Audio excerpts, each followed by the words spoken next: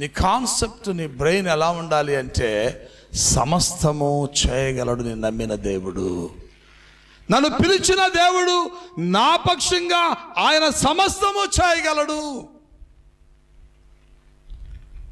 అనే ఒక కాన్సెప్ట్తో నువ్వు ప్రయాణం చేయి. నీ ఆయుష్ పెరుగుతుంది, నీకు మంచి ఆరోగ్యం ఇవ్వబడుతుంది, నువ్వు అనుకున్నది నువ్వు సాధించడానికి లోకంలో దేవుడు నీకు సహాయం చేస్తాడు. సహోదరులారా, మీరు ఆనందంగా ఉండండి అంటాడు. తర్వాత ఏమంటాడు? అదే సంగతులను మీకు వ్రాయుట నాకు కష్టమైనది కాదు, మీకు అది క్షేమకరము. కుక్కల విషయమై జాగ్రత్తగా ఉండండి అంటాడు. అంటే కుక్క లాంటి స్వభావం కలిగిన వారు లోకంలో ఎంతో మంది ఉంటారు. కుక్క స్వభావం ఏంటి? కక్కిన దానిని చెప్పండి తినడం. ఏంటది? వామిటింగ్ చేసుకుంటే కుక్క ఏం చేస్తుంది? మళ్ళా దాన్నే తింటది. తింటదా? తింటది. ఈ లోకములో ఉన్నటువంటి జీవన విధానాల్లో మనుషులు ఎలా ఉంటారంటే, అలాంటి స్వభావము కలిగిన వారు ఎంతోమంది ఉన్నారు. ఇక పాపము చేయము అంటారు, మళ్ళా పాపమే చేస్తామంటారు. చేయము అన్నదాన్ని మరలా అవకాశం వస్తే ఏం చేస్తారు? చేస్తారు వాళ్ళు. అలాంటి వారు మిమ్మును కూడా మీ చేత చేయించడానికి ప్రయత్నం చేస్తారు. ఈ ఒక్కసారే లేరా అంటారు.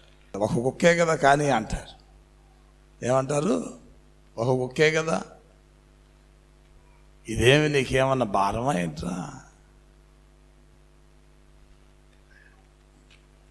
నేను దాన్ని విడిచిపెట్టేశాను, దాని జోలికి నేను వెళ్ళను, దేవుని వాక్యము ద్వారా నా హృదయాన్ని మార్చుకున్నాను అని నువ్వు ఎంత చెప్పినా కూడా వాళ్ళు అంటారు. ఏమంటారు వాళ్ళు? నెక్స్ట్ టైం నిన్ను బలవంతం చెయ్యం అంటారా? అనరా? అనేవాళ్ళు లేరా? చక్కగా అంటారు. వాళ్ళ విషయమై జాగ్రత్తగా ఉండండి అంటాడు. అవును, నీ జీవితాన్ని పాడు చేసేటువంటి కుక్కలు ఎంతోమంది లోకంలో ఉన్నారు. నీ బ్రతుకును కాటు వేసే కుక్కలు ఎంతోమంది ఉన్నారు. నీ బాడీలోకి విషప్రయోగాన్ని తీసుకుని వెళ్ళే కుక్కలు ఎంతోమంది ఉన్నారు. తెలియకుండానే నీ జీవనాన్ని సర్వనాశనము చేసేటువంటి వారు ఈ ప్రపంచంలో ఎంతోమంది ఉన్నారు. అలాంటి వారి విషయంలో మీరు ఎలా ఉండాలి? గట్టి చెప్పండి మాట. జాగ్రత్తగా ఉండాలి. నేను చెప్పే మాటలు కాదు, ఎవరు చెప్పే మాటలు? సంఘమా జాగ్రత్తగా ఉండు అంటాడు. అలా జాగ్రత్తగా లేకపోతే నువ్వే నష్టపోతావు. జాగ్రత్తగా ఉండు.